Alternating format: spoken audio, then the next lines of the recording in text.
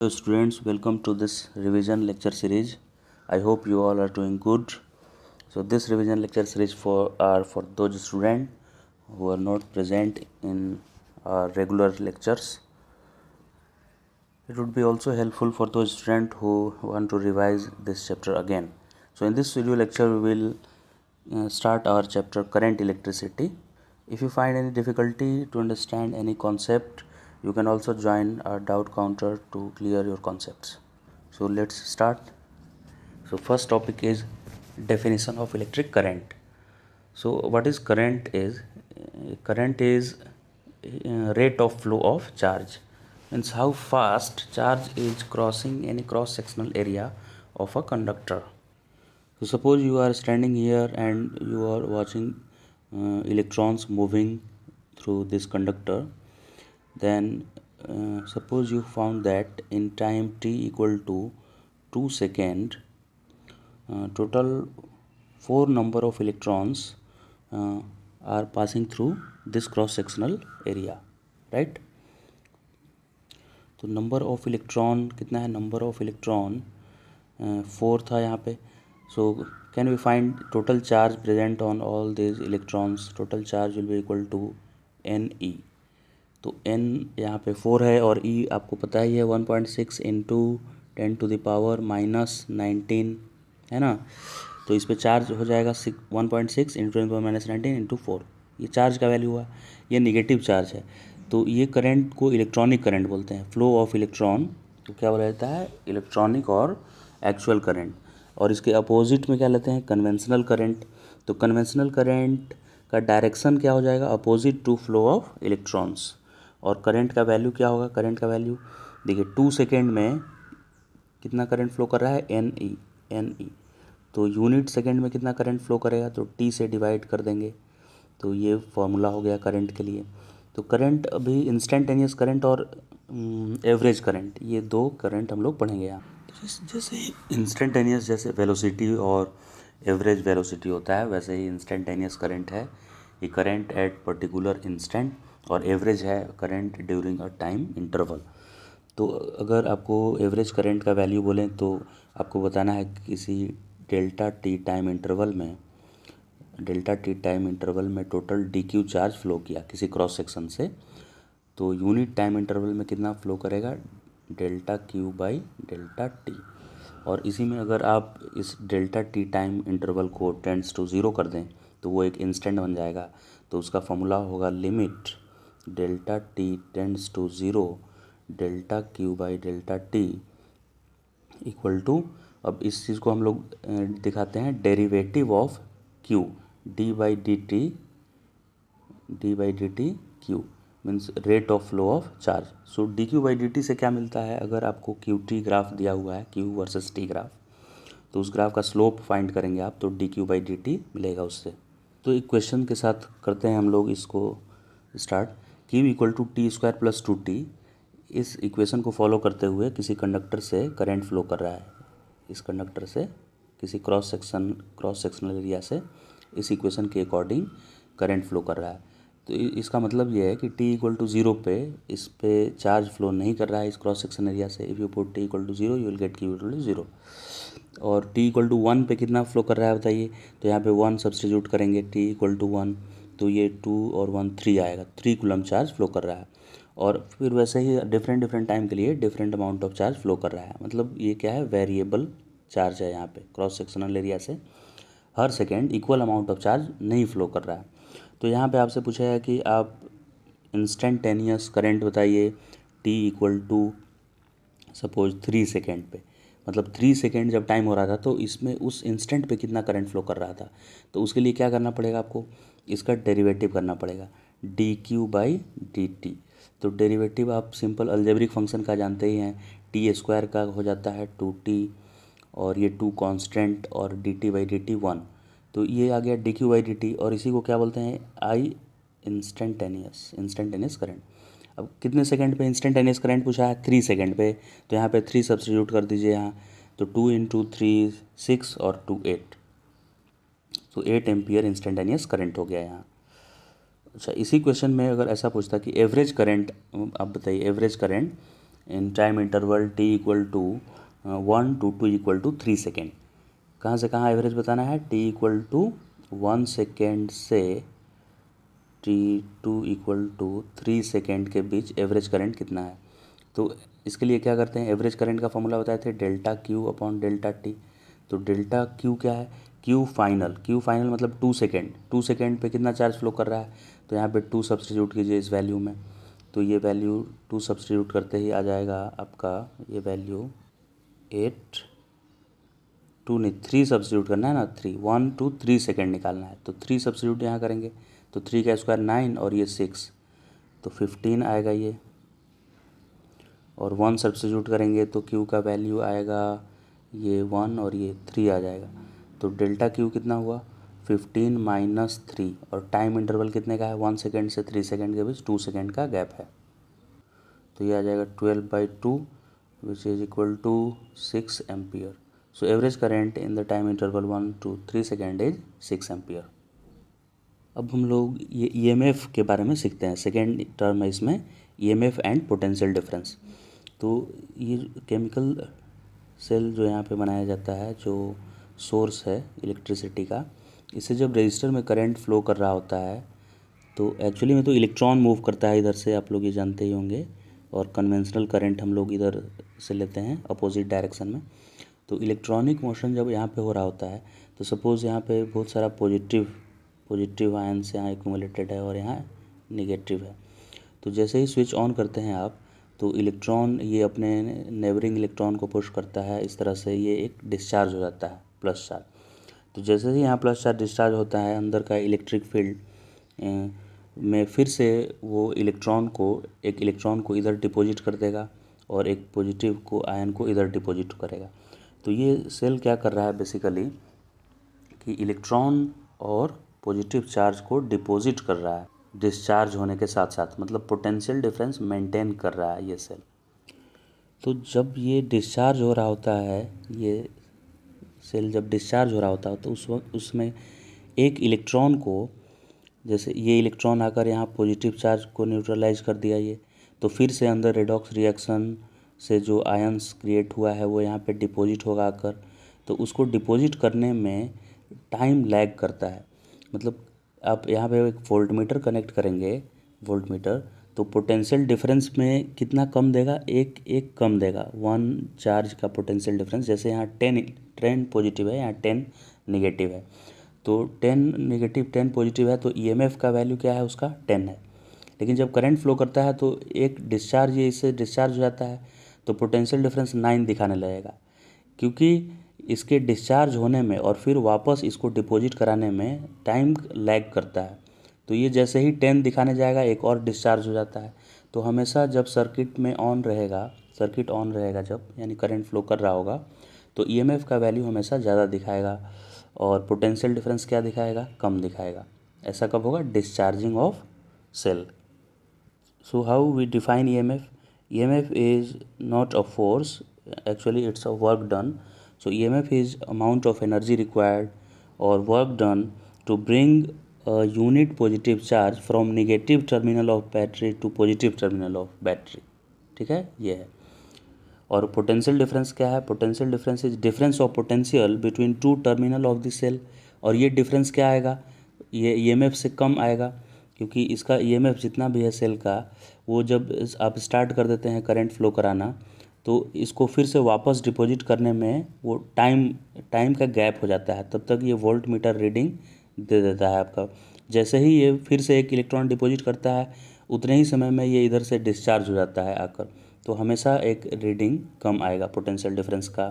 तो यहाँ पे हमारे सामने 3 डिफरेंट कंडीशन आएगा। एक बार देखिए, अगर स्विच ऑफ है, सर्किट में वो सेल यूज नहीं हो रहा है, ऑफ है, तो उस समय अगर वोल्ट मीटर लगाएंगे तो पोटेंशियल डिफरेंस क्या देगा, वी, या पोटेंशियल डिफरेंस क्या देगा उस समय, जो ईएमएफ है वही पोटेंशियल डिफरेंस होगा। अगर क्या हो रहा है, डिस्चार्ज हो रहा है, डिस्चार्ज हो रहा है तो पोटेंशियल डिफरेंस का वैल्यू होगा EMF minus I R, where R is internal resistance of the cell. और जब वो चार्जिंग हो रहा होगा, सेल चार्जिंग, तो उस समय पोटेंशियल डिफरेंस का वैल्यू होगा, potential difference EMF plus IR होगा उस समय पोटेंशियल डिफरेंस। तो ये 3 फॉर्मूला देख लीजिए आप।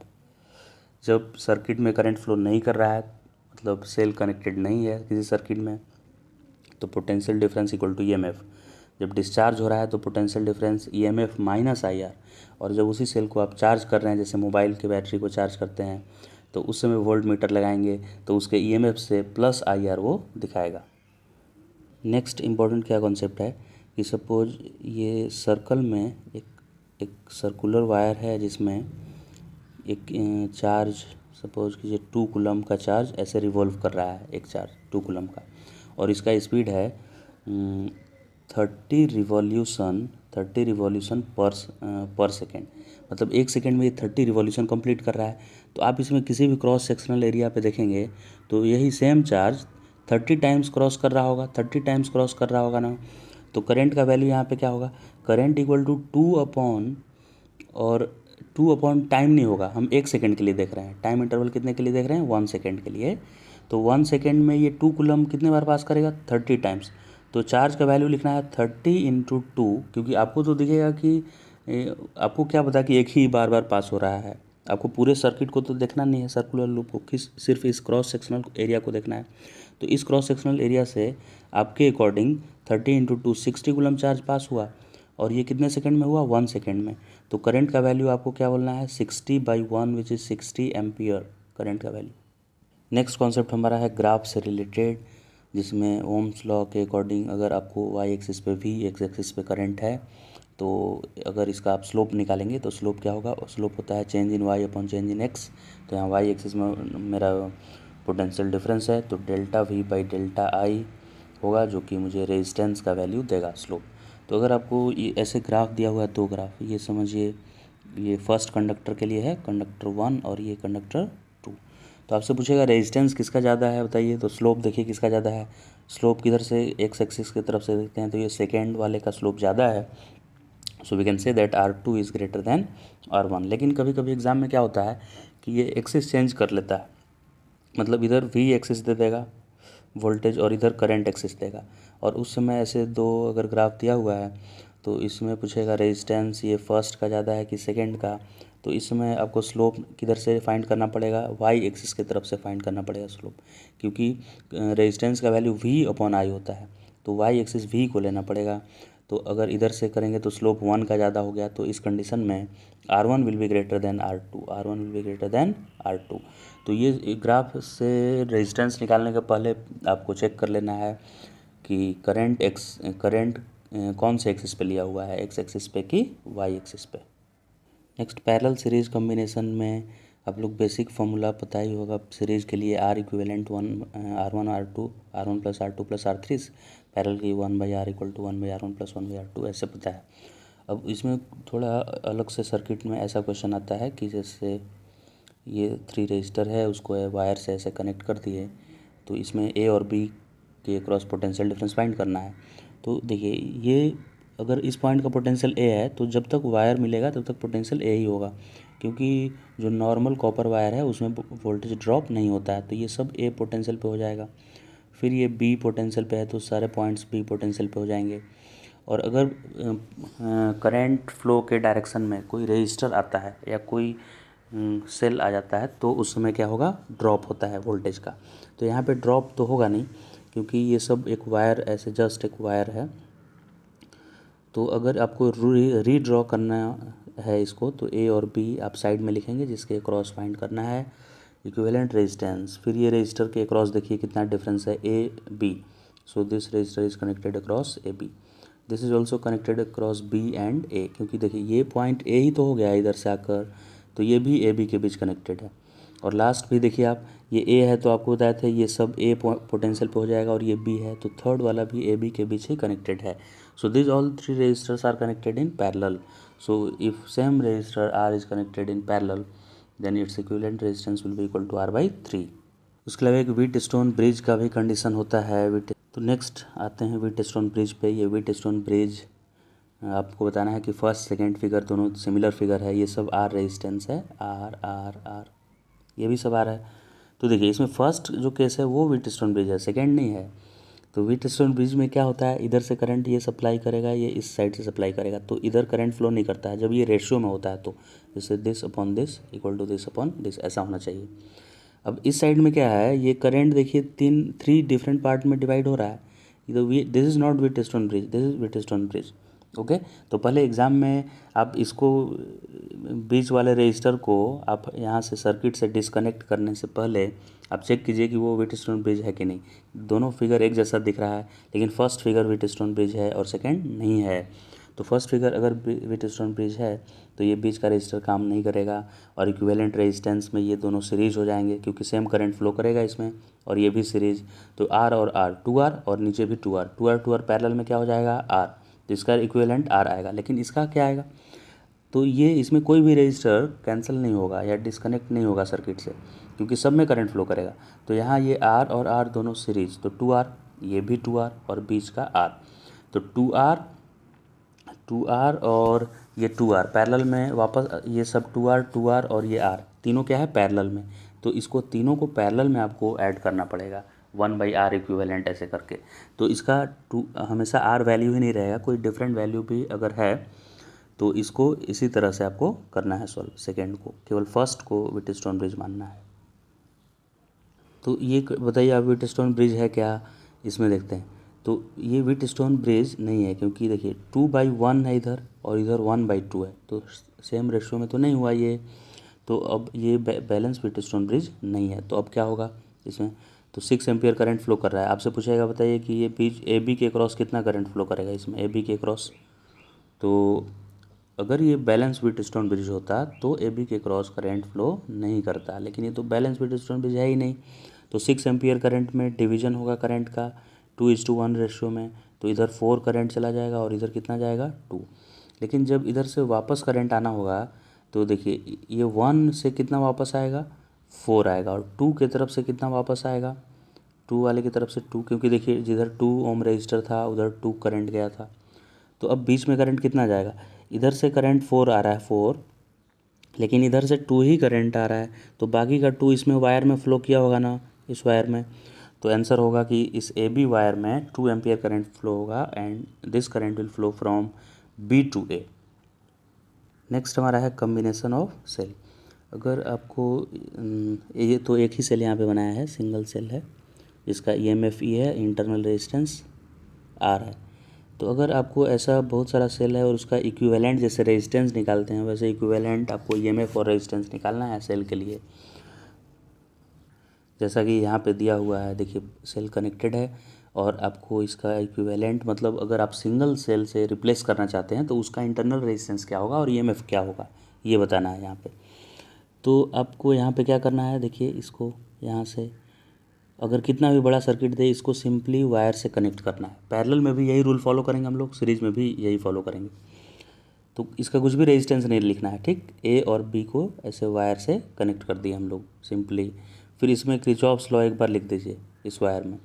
तो किरचॉफ्स लॉ लिखने के लिए रूल क्या है कि अगर आप हाई वोल्टेज से लो वोल्टेज की तरफ मूव करें तो हाई वोल्टेज से लो वोल्टेज क्या लिखेंगे, निगेटिव लिखेंगे, और लो टू हाई वोल्टेज जब भी मूव करें तो उसको पॉजिटिव लिखना है। वोल्टेज गेन यहाँ पे होगा लो टू हाई मूव करने पे। तो आइए स्टार्ट करते हैं, हम लोग मूव करते हैं इस A पॉइंट से। तो A पॉइंट से आगे मूव करना स्टार्ट किए हम लोग। तो A पॉइंट का पोटेंशियल सपोज VA है, VA, इस पॉइंट का पोटेंशियल क्या लिख दिया हम लोग, VA। अब करंट का डायरेक्शन आप इधर, आपको इसमें तो इजीली दिख रहा होगा कि पॉजिटिव टर्मिनल से फ्लो करेगा ऐसे, और नहीं भी दिखे तो आप आर्बिट्ररी डायरेक्शन ले सकते हैं। तो करंट इधर फ्लो कर रहा है। So as we know that current always flow from higher voltage to lower voltage, so we can say that this point is at lower potential and right end is at higher potential, but we are moving from A to B. So we encounter first to lower potential. So we are moving from lower to higher. तो low to high क्या लिखे थे, देखिए लो to high जाने पे plus होगा, तो क्या लिख देंगे VA प्लस, क्या हो जाएगा VA प्लस IR। तो करंट का वैल्यू मान लेते हैं I है, तो IR1 क्या हो गया, IR1। फिर उसके बाद एक क्या मिला मुझे, EMF का सोर्स मिला। उसके बाद ये, तो EMF में पहले क्या मिला मुझे, पहले मुझे EMF में ऐसे वायर से कनेक्ट किए थे, है ना, सॉरी यहाँ पे ऐसे, वो तो इक्विवेलेंट है उस साइड में, यहाँ से ऐसे कनेक्ट किए थे। और करंट कैसे फ्लो किया था, देखिए ऐसे फ्लो कराए थे करंट, और हम लोग मूव किधर, ऐसे मूव कर रहे थे, है ना। तो पहले ए पॉइंट का पोटेंशियल लिख देंगे वी ए हो गया। फिर उसके बाद ये रजिस्टर के लिए लिखेंगे प्लस IR1, क्या लिख दिए, प्लस IR1, क्योंकि सामने से करंट आ रहा है ना, तो इधर लो वोल्टेज होगा, इधर हाई वोल्टेज होगा, तो लो टू हाई जाने में प्लस। उसके बाद क्या मिला मुझे, एक EMF का सोर्स मिला। ये EMF का सोर्स में पहले कौन सा टर्मिनल मिला मुझे, हायर वोल्टेज वाला मिला। तो हाई टू लो जाने पे क्या लिखते हैं, नेगेटिव। यहाँ देखिए साइड में हम लिख दे रहे हैं, हाई टू लो जाएंगे तो माइनस लिखिए, तो -E1, इसका EMF E1 है।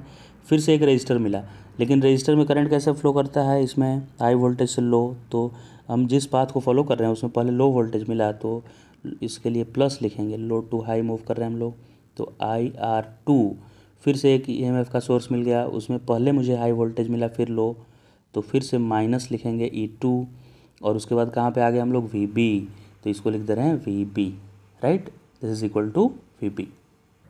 तो VA माइनस VB क्या आया, VA माइनस VB, इसको इधर लाएंगे जब, तो क्या होगा, ये E1 E2 प्लस हो जाएगा राइट साइड में जाकर, तो E1 प्लस E2 और minus of I times R1 plus R2। तो अब इसको कंपेयर कीजिए, जो हम लोग स्टार्टिंग में पढ़े थे कि सेल के क्रॉस पोटेंशियल डिफरेंस क्या होता है, तो पोटेंशियल डिफरेंस का फॉर्मूला होता है EMF माइनस IR। तो EMF की जगह पर देखिए total EMF E1 plus E2 आया, माइनस I, और R की जगह पर क्या आ गया, R1 प्लस R2। इसका मतलब ये हुआ कि इसका इक्विवेलेंट EMF क्या हो गया, E1 प्लस E2, और equivalent resistance R1 plus R2. So you can replace these two cells by a single cell having EMF E1 plus E2 and internal resistance R1 plus R2. तो parallel में भी same process follow करना। तो parallel में भी देखिए ये दो सेल के लिए दिया है, तो इसको एक कनेक्ट कर देते हैं ऐसे, जस्ट एक वायर से ऐसे कनेक्ट कर दीजिए। वायर से कनेक्ट करते ही ए और बी सेम पोटेंशियल पे ये दोनों आ गया, VA और VB क्या हो गया, सेम पोटेंशियल पे हो गया। अभी बताए थे कि एक वायर कनेक्ट जहाँ से जहाँ करेंगे वो सेम पोटेंशियल पे होगा। तो अब इसके लिए इक्वेशन क्या बनेगा, ये E1 R1 के लिए इक्वेशन क्या बनेगा बताइए, ये दोनों सेम पॉइंट पे है, तो हम यहाँ से स्टार्ट करते हैं A पॉइंट से। तो VA और ये करंट ऐसे सामने की तरफ सप्लाई I1 किया होगा सपोज, तो VA प्लस ये किधर होगा, लो वोल्टेज या हाई वोल्टेज, क्योंकि current high to low move करता है, तो VA प्लस I1 R1। फिर EMF में पहले प्लस टर्मिनल मिल गया, तो माइनस E1 लिखेंगे, इक्वल टू क्या होगा, VB। अब VA और VB को एक साइड में ले आइए, तो ये हो गया I1 R1 minus E1 equal to, ये इधर आके VB माइनस VA, जो कि ज़ीरो है क्योंकि B और A को वायर से कनेक्ट कर दिए।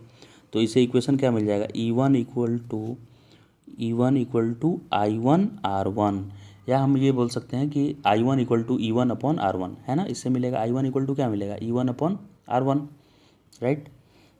तो यहाँ पे देखिए हम लिख दे रहे हैं I1 इक्वल टू मुझे मिला E1 अपॉन R1। वैसे ही I2 फाइंड करेंगे तो मिलेगा E2 अपॉन R2। अच्छा, ये पैरेलल में है, तो I1 और I2 ऐड होके क्या निकलेगा, टोटल करंट, राइट। तो so can we write I equal to I1 plus I2। So यहाँ देखिए लिख रहे हैं I equal to I1 plus I2। So I क्या है, अगर इन दोनों को एक सिंगल सेल से अगर रिप्लेस करें तो वो कितना करंट फ्लो करेगा, वो I। तो I का वैल्यू है E equivalent upon R equivalent equal to I1 is E1 by R1, और I2 क्या आया था, E2 बाई R2। तो बस यही फॉर्मूला आपको फॉलो करना है पैरेलल सीरीज के लिए, E equivalent by R equivalent equal to E1 by R1 plus E2 by R2। अगर 3-4 सेल्स भी होते तो आगे भी लिख देते E3 बाई R3, ऐसे कर देते। और R इक्विवेलेंट तो ईजी है फाइंड करना ना। R इक्विवेलेंट कैसे फाइंड करते हैं, R इक्विवेलेंट के लिए पैरेलल में 1 by R equal to 1 by R1 plus 1 by R2, ऐसे R इक्विवेलेंट फाइंड कर लेंगे। और E1 और R1 तो गिवन होगा, तो E1 by R1, E2 R2 भी गिवन होगा। फिर इस R इक्विवेलेंट को इसमें मल्टीप्लाई कर दीजिए इधर लाकर, तो E इक्विवेलेंट मिल जाएगा कि नहीं पैरेलल में। So how we can find E equivalent, so for this firstly you have to find R equivalent and R, it's very simple to find R equivalent in parallel. And once you find this R equivalent, then write E1 by R1. This term will be given in your exam or in any questions. So find all these values and multiply by this R equivalent to get equivalent EMF. Kirchhoff's दो का different two laws है total. First is Kirchhoff's current law, फिर second Kirchhoff's voltage law. तो current law तो बहुत ही simple है कि net current at any junction equal to zero, mean sum of incoming current equal to sum of outgoing current. तो incoming current को conventionally plus लेते हैं हम लोग और आउटगोइंग को माइनस लिखेंगे. तो इसमें आइए देखते हैं क्या क्या प्लस होगा. ये प्लस होगा, ये भी प्लस होगा, ये भी प्लस. देख एरो का डायरेक्शन देखिए, इनकमिंग है, ये भी इनकमिंग है, प्लस होगा, और ये दोनों आउटगोइंग है तो माइनस होगा. तो सिंपल एक एग्जांपल देख लेते हैं. अगर यहाँ पे 1 एम्पियर करंट आ रहा है, ये 2 एम्पियर करंट आ रहा है और इधर से करंट कितना जा रहा है ये पूछ रहा है आई. तो हम लोग क्या सीखे थे, टोटल इनकमिंग करंट क्या है 2 + 1 3 और इक्वल होना चाहिए टोटल आउटगोइंग करंट के. इस जंक्शन पे आउटगोइंग करंट क्या है I, so I must be equal to 3. KVL क्या है, sum of voltage across any close loop या in any close loop equal to zero. तो ये वोल्टेज में दो कंट्रीब्यूशन होगा, एक तो EMF का होगा, सम ऑफ EMF होगा, और एक क्या होगा, सम ऑफ IR होगा, इंटरनल रेजिस्टेंस एंड करंट. क्योंकि इसमें भी वोल्टेज ड्रॉप होता है जब भी करंट पास होता है किसी रेजिस्टर से, तो वो उसका क्या होता है, कंजम्पशन होता है वोल्टेज का, तो उसके अक्रॉस पोटेंशियल डिफरेंस आ जाता है और ये भी पोटेंशियल डिफरेंस क्रिएट करता है. तो इन दोनों का सम टोटल क्या होता है, जीरो. ये किर्चॉफ सेकंड लॉ किस पे बेस्ड है, कंजर्वेशन ऑफ एनर्जी पे बेस्ड है. मतलब जितना बैटरी सप्लाई करेगा रेजिस्टर उतना ही कंज्यूम कर सकता है, उससे ज़्यादा कंज्यूम नहीं कर सकता है. तो ये किर्चॉफ वोल्टेज लॉ किस पे बेस्ड है, conservation of energy. Kirchhoff law लगाने से पहले साइन कन्वेंशन क्या है, पहले भी आपको बता चुके हैं साइन कन्वेंशन, कि अगर high level to low level आप जा रहे हैं, high level to low level, तो क्या लगेगा, माइनस लगाना है, उसमें IR लिखना है उस समय, या सेल भी आ रहा है उसके लिए माइनस लगाकर तब उसका वैल्यू लिखना है. तो इसको याद करने का क्या ट्रिक है कि हाई लेवल से लो लेवल और low level to high level जाएंगे तो प्लस लगेगा. तो देखिए आप हायर टू लोअर जा रहे हैं, मतलब पहले आप 10th स्टैंडर्ड में थे और फिर आप लोअर में चले गए, 9th में चले गए, तो ये क्या हुआ, निगेटिव आपका हुआ ना ग्रोथ, निगेटिव ग्रोथ, तो माइनस लगेगा. फिर अगर लो टू हाई गए, मतलब पहले 9th क्लास में थे, लो स्टैंडर्ड में थे, फिर हायर स्टैंडर्ड में चले गए 10th में, तो ये आपका पॉजिटिव हुआ है डेवलपमेंट, इसलिए प्लस लगेगा, राइट. तो ये ट्रिक है आपको याद करने के लिए. तो आइए स्टार्ट करते हैं हम लोग. तो कौन से लूप में किर्चॉफ्स लॉ लिखना चाह रहे हैं, कौन से लूप में, ABCD. यहाँ पे देखिए पहले आपको सेलेक्ट करना होता है कि in which loop you are going to write KVL, Kirchhoff's voltage law. तो ABCD में 1 by 1 ऐसे मूव करना है, A से B पहले जाना है. ये नहीं कि ABCD लूप ले लिए और A से C चले गए या कहीं से कहीं जा रहे हैं, इसी सीक्वेंस में मूव करना है लूप में. तो पहले A से B जाएंगे, फिर B to C, फिर C to D, ऐसे देखना है. तो आइए मूव करते हैं A to B.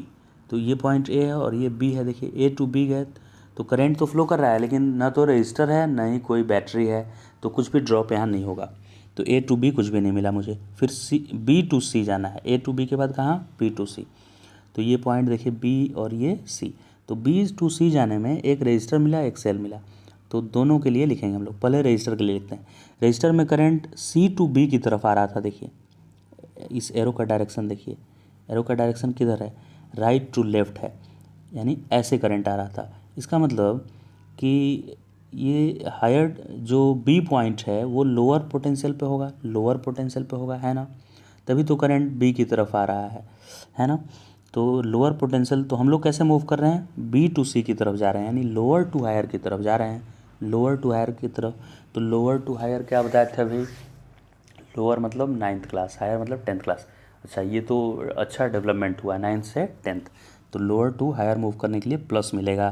तो देखिए यहाँ प्लस लिखा हुआ है, प्लस IR. करंट इस लूप में कितना है I, और R का वैल्यू क्या है 2, तो प्लस लगाकर IR लिखे. क्लियर हुआ क्या ये. अब उसके बाद देखिए B to C जाने में एक सेल मुझे मिला, लेकिन पहले क्या मिला, उस सेल का पॉजिटिव टर्मिनल मिला. ये देखिए उसके बाद नेगेटिव टर्मिनल मिला. देखिए 40 का पहले पॉजिटिव टर्मिनल है ना, तो पॉजिटिव से नेगेटिव हम लोग मूव किए. हम लोग तो B to C जा रहे हैं ना, तो B to C जाने में मुझे पहले क्या मिल गया, पॉजिटिव टर्मिनल. तो हायर लेवल पहले मिला. तो अच्छा, high potential to low potential, यानी हाई मतलब 10th क्लास एंड लो मतलब 9th क्लास, 10th से 9th में जा रहे हैं तो माइनस लगेगा, तो -40, तो ये -40 हो गया, -40 है कि नहीं। अच्छा, फिर किधर किधर जाना था देखिए, C to D चले गए क्या, C to D तो कुछ भी नहीं है, D to A जाने में फिर से एक सेल और एक रजिस्टर मिल रहा है, तो सेल में अगर D to A आएंगे आप, ऐसे देखिए मूव करना है D to A फिगर में, तो पहले आपको क्या मिला, लोअर टर्मिनल मिला, फिर हायर पोटेंशियल मिला आपको यहाँ पे, तो low to high 9th to 10th, low to high क्या लिखते हैं प्लस, यानी +44, ये देखिए +44। फिर इस रजिस्टर में करंट कैसे फ्लो कर रहा है, रजिस्टर में करंट देखिए ऐसे फ्लो कर रहा है इस तरफ, और हम लोग भी D to A ही जा रहे थे, यहाँ देखिए लूप में D to A लिखा हुआ है, तो D to A ही जा रहे हैं, तो current high level to low level flow करता है, तो हम लोग भी किधर जा रहे हैं, हायर टू लोअर जा रहे हैं। करंट देखिए ऐसे दिया हुआ है एरो, तो हायर टू लोअर जाने पे माइनस लगता है, तो ये 4 में I2 करंट फ्लो कर रहा था, तो 4I2 माइनस में आएगा, तो 4I2 माइनस में हो गया यहाँ पे, है कि नहीं। तो ये सब इक्वल टू क्या लिख देंगे, ज़ीरो, इक्वल टू ज़ीरो, मतलब टोटल ईएमएफ का सोर्स और टोटल कंजम्पशन जितना हुआ आईआर में, वो सब का सम क्या हो गया, ज़ीरो। तो ये किरचॉफ्स लॉ हो गया एक लूप में। So how many variables are there in this equation, 2 variables I1 and I2, so this is your first equation. So similarly you can write KVL in any other loop, and by writing KVL you have to make two equations, and by solving these two equations you will get all the variables। तो last part में हम लोग आ गए हैं इस lecture के, जिसमें हम लोग को सीखना है कि बल्ब का ब्राइटनेस कैसे डिसाइड होता है। Suppose this is a bulb, 2 bulbs are connected in parallel, right, with some voltage source. तो पैरेलल सीरीज में क्या आपको ध्यान रखना है कि पावर रेटेड अलग होता है और पावर कंजम्पशन अलग होता है। तो पावर का फॉर्मूला क्या होता है, V²/R, और एक और पावर का फॉर्मूला होता है P=I²R, है ना। तो इस फॉर्मूला में आप देखिए स्टूडेंट कहाँ पे कंफ्यूज होते हैं कि यहाँ तो रेजिस्टेंस के डायरेक्टली प्रोपोर्शनल है पावर, लेकिन इस इक्वेशन में क्या है, suppose this is equation first and this is second. तो फर्स्ट इक्वेशन में देखिए आप रेजिस्टेंस के इन्वर्सली प्रोपोर्शनल है पावर, और सेकेंड इक्वेशन में क्या है, डायरेक्टली प्रोपोर्शनल है। तो अब कैसे पता चलेगा मुझे कि पावर कंजम्पशन रेजिस्टेंस के प्रोपोर्शनल है कि इन्वर्सली प्रोपोर्शनल है कि डायरेक्टली प्रोपोर्शनल है, ठीक। तो इसके लिए देखिए, अब अगर आप दो चीज़ को कंपेयर करते हैं, किसी भी दो क्वांटिटी को कंपेयर कर रहे हैं, तो थर्ड क्वांटिटी को कांस्टेंट बनाना होता है थर्ड को, तब आप कंपेयर कर सकते हैं कि with increase in first quantity second quantity will increases और डिक्रीजेज। तो फर्स्ट इक्वेशन को अगर हम लोग देखें तो फर्स्ट इक्वेशन में, हाँ, फर्स्ट इक्वेशन में क्या हो रहा है, V को कांस्टेंट बनाना पड़ेगा आपको, V, क्योंकि मुझे पावर और रेजिस्टेंस को कंपेयर करना है ना, तो V कांस्टेंट बनाना पड़ेगा। और V कांस्टेंट कहाँ पे होता है, पैरेलल में कि सीरीज में, पैरेलल में। तो ये फॉर्मूला कब वैलिड है, जब आपका बल्ब पैरेलल में कनेक्टेड है बहुत सारा। तो if 2 or more bulbs are connected in parallel, then ये power consumption is inversely proportional to resistance, मतलब जिसका रेजिस्टेंस होगा कम वो ज़्यादा पावर कंज्यूम करेगा, ठीक है, इन्वर्सली प्रोपोर्शनल है। देखिए इसमें रेजिस्टेंस कम तो पावर कंजम्पशन ज़्यादा। लेकिन ये फॉर्मूला, सेकेंड फार्मूला को देखिए, सेकेंड फार्मूला में एक्स्ट्रा टर्म क्या आ रहा है, पावर और रेजिस्टेंस को कंपेयर करना है तो करंट आ रहा है। तो करंट सेम कब होता है, सीरीज में। So this equation will be used when 2 or more bulbs will be connected in series. So when 2 or more bulbs are connected in series, then you can say that power consumption is directly proportional to resistance. So those bulbs will consume more power, of which resistance is more. फिर ये हम लोग अभी सीख रहे थे कि difference दोनों में था, एक होता है रेटिंग पावर, रेटेड पावर, और एक होता क्या, रेटेड पावर, और एक क्या होता है, एक होता है पावर कंजम्पशन। तो रेटेड पावर क्या है, रेटेड पावर का बस ये यूज होता है कि आप रेजिस्टेंस फाइंड कर सकें किसी बल्ब का। तो एक ऐसे बल्ब दिया हुआ है और इसका रेटेड पावर, अगर इसका है रेटेड पावर 100 वाट है, 100 वाट, और इसका वोल्टेज दिया हुआ है सपोज 200 वोल्ट, ये रेटेड है, और इसको आपने कनेक्ट कर दिया है 100 वोल्ट, 100 वोल्ट से कनेक्ट किया है इस बल्ब को, राइट। तो अब आपसे पूछा है कि find power consumption of this bulb, तो आप ये 100 नहीं बोल सकते हैं, 100 कब बोल सकते हैं, जब इसको 200 से कनेक्ट करते तो तो ये जो रेटेड पावर है इसका सिर्फ ये यूज है कि आप रेजिस्टेंस फाइंड कर लीजिए इससे। तो रेजिस्टेंस का वैल्यू क्या होता है, R equal to V square by P, V square by P. तो वी का वैल्यू 200 है, तो 200 का स्क्वायर अपॉन 100 कर देंगे तो उससे क्या मिलेगा, रेजिस्टेंस, ओनली रेजिस्टेंस मिलेगा, राइट। अब इसका पावर कंजम्पशन आपको निकालना है, तो फिर से क्या लिखेंगे हम, V square power equal to क्या होता है, वी स्क्वायर बाई आर। तो इस बार वी स्क्वायर का वैल्यू 100 सब्सटीट्यूट करना है यहाँ, और आर का वैल्यू यहाँ से ये सब्सटीट्यूट करना है। मतलब ये रेटेड पावर का यूज क्या है, सिर्फ रेजिस्टेंस फाइंड करना यूज है। ये कितना कंज्यूम करेगा power, that will depend on this capacity of this cell, how much current this cell is supplying, okay. Rated power is just used for calculating resistance of that bulb. So let's take an example to find potential difference across these two ends, VA and VB. You have to find VA minus VB. So to find potential difference we will write equation using Kirchhoff's law.